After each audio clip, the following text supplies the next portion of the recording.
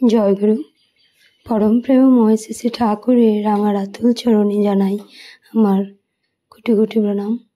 পরম পূজ্যপাদ শ্রী শ্রী আচার্যদেব দাদার শ্রী চরণে জানাই কোটি কোটি প্রণাম এবং প্রত্যেককে জানাই রাও নন্দিত জয়গুরু। আজকের এই ইষ্ট আলোচনার বিষয়বস্তু হচ্ছে শ্রী শ্রী ঠাকুরের সত্যানুসরণের একটি বাণী, যেটি শ্রী শ্রী পিতৃদেব বিশ্লেষণ করেছেন। বাণীটি হল, ধীর হও, তাই বলে আলসে দীর্ঘসূত্রী হয়ে পড়ো না। এই বাণীটি শ্রী শ্রী পিতৃদেব বুঝিয়ে বললেন।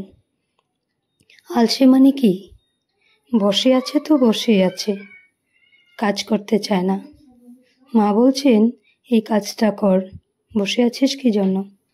সে বলছে পরে করব, অথচ খামাখা বসে আছে। কাজ করার সময় চাঞ্চল্য থাকলে কাজের ক্ষতি হয়। ধীর হওয়ার অর্থ চঞ্চল না হয়ে, বিরক্তি প্রকাশ না করে কাজ করা, সুস্থির হয়ে কাজে মনোনিবেশ করা। আর যে কাজ করতে পরাণমুখ সেই আলসে। দীর্ঘসূত্রী মানে কি?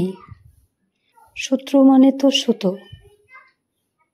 অনেক সময় দেখা যায় চিঠি লেখার আছে, কিংবা কিছুটা লিখেছি, বাকিটা লেখা হয়নি। অন্য কাজেও মন দিতে পারছি না। ওই যে আগের কাজটা, চিঠি লেখার কাজটা সারা হয়নি, ওই আগাতে দেয় না। চিঠি লেখার আছে, কাজ পড়ে আছে, অথচ যদি না লিখি তাহলে মনে একটা অশান্তি আছে।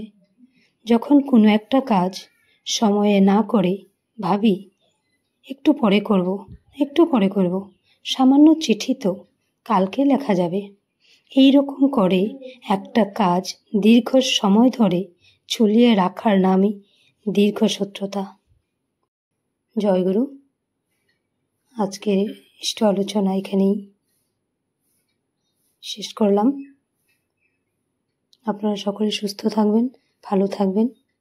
পরমপিতার আতুল চরণে এই প্রার্থনা করি। জয়গুরু। বন্দে পুরুষোত্তমম।